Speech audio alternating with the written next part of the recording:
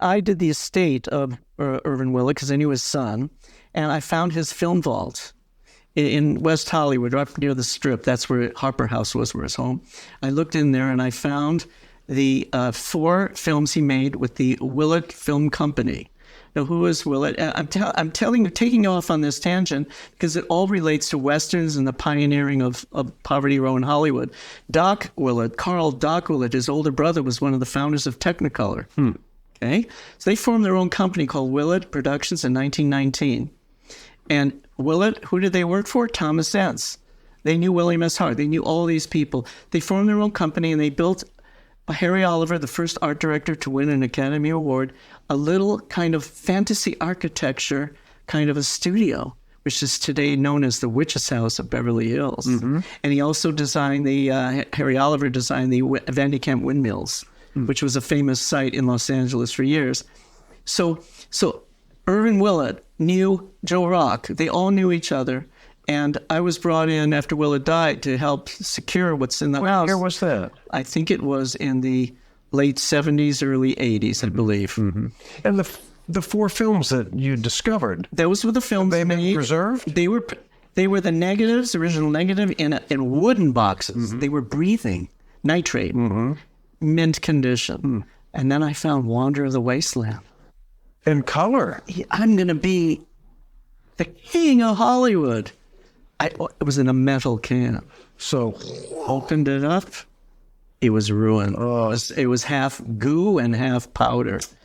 I thought I hit it big there because among the film collectors and the archives around the world, first Technicolor Western, Paramount, gone. So the ones that were saved, that could breathe, those are at the Library of Congress. They were made. They were saved, and what are they? See them.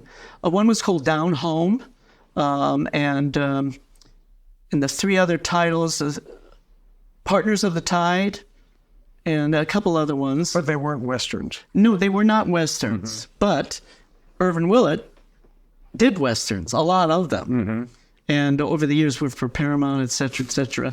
There's a whole list of Westerns that he did. He's also one of the only directors of Houdini for Paramount in the early teens. And he's quite an important character in the history of film. What is it about the early days of Hollywood and this group of people that causes you to get excited and to dig deeper and deeper and deeper into the history of Hollywood? I mean, I am well-versed in all of the history of Hollywood that we know, the creation of Universal, MGM, Paramount, and all the stars and all this stuff.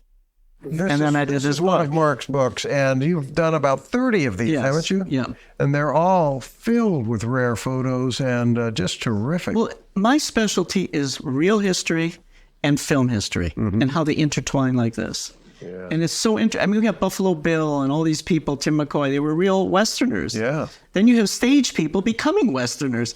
It is the most interesting thing, particularly about the history of the area, Los Angeles. It's Rancho history. It's early Western history.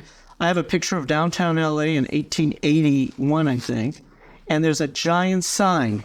It's all dirt, the downtown. Giant sign with a bullseye on it. No guns allowed downtown. Just like in Dodge City, you can't carry a gun. This was a true thing. There was a big sign there. I wouldn't be surprised it was lit at night.